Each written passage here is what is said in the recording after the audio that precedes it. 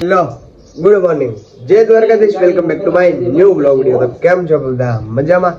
આપણા blog video જોતા એટલે એકદમ મજામાં ને મજામાં જ હોય. બાકી આજે છે ને માધવ અમારા ઘરે રોકાણો છે ભાઈ. હે ગુડ મોર્નિંગ જય દ્વારકાધીશ.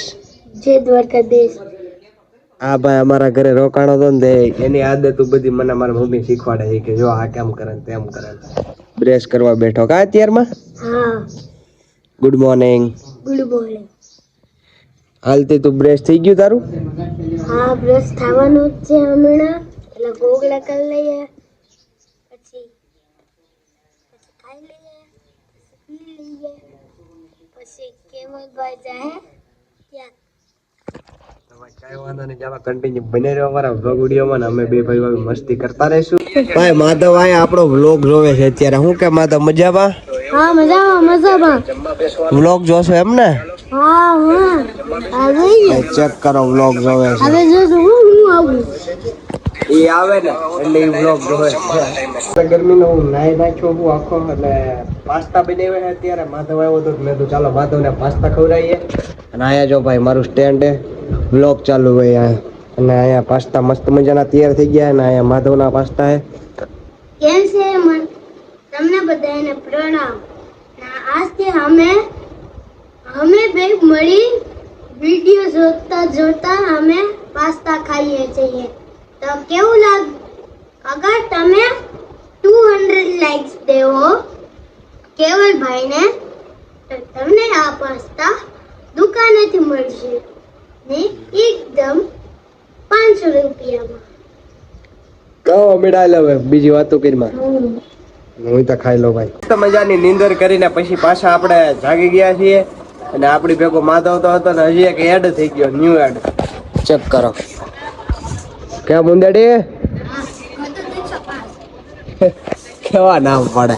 ત્યાં હું ખાધું? આજથી મેં ખાધી હતી ગરમીમાં આઈસ્ક્રીમ.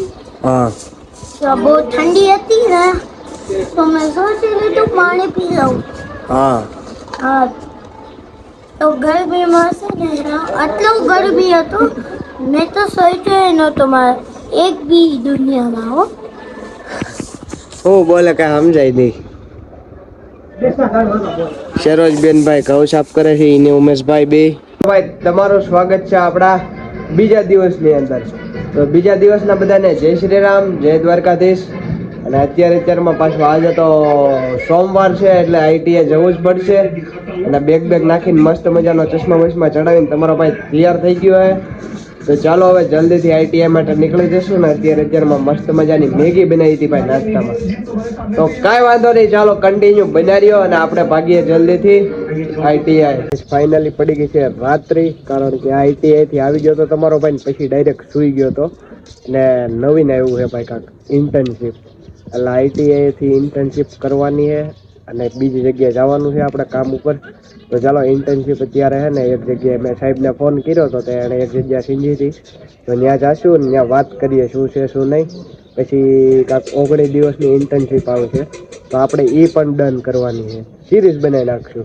ફાઇનલી આપણો મુફાસો લઈને આપણે થઈ ગયા છીએ ઓન ધ વે. અને ચાલો ત્યાંથી એક ભાઈ બંને પિક કરશું જે આપણા સબસ્ક્રાઈબર ભાવનગરથી મળવા આવ્યા હતા ને એને. અને પછી આપણે જઈશું ડાયરેક્ટ ઓફિસે વાત કરવા માટે. ફાઇનલી આપણે છે ને આવી ગયા છીએ ઘરે. ઇન્ટર્નશીપનું કામ હતું એ થોડુંક પતાવ્યું. હવે કાલે મુલાકાત લેવા જવાની એ ભાઈની ઓફિસે. બટ એ જે કાંઈ હોય કાલે જોઈશું. બાકી કાલના બ્લોગમાં કન્ટિન્યુ બન્યા રહ્યો જે છે હું તમને બધું કહીશ. અને અત્યારે મમ્મીને હું સાથે લેતો આવ્યો ભાઈ. 1.5 કલાક રાહ જોઈ રહી પછી ક્યાંક મારે ઉપર જવું પડ્યું તઈ મમ્મી નીચે આવી. બાકી તો ના આવત ભાઈ. તો ચાલો અત્યારે મસ્ત મજાની ખીચડી વઘારીએ તો ખાઈ લઈએ. અને શું કહેશે સરોજબેન? સગાઈ આવે ભૂખ લાગી. સગાઈ બગાઈ પતી ગઈ એમ ને? શાક ઉતરતો નથી હજી. સાવ ફ્રી હવે ફૂલ એન્જોય. હું કે ઉમા બાપુ સાંજે ટીવી જોઉં છું મોજમાં. એમ? હાલો જય શ્રી રામ. જમી લીધું? દાટી બાટી કરેવી એમાં 2-3 જગ્યાએ સરકા પાડી દીધા હે. ઇગ્નોર મારજો બટ ચાલો હું પેલા ગળસી લઉં.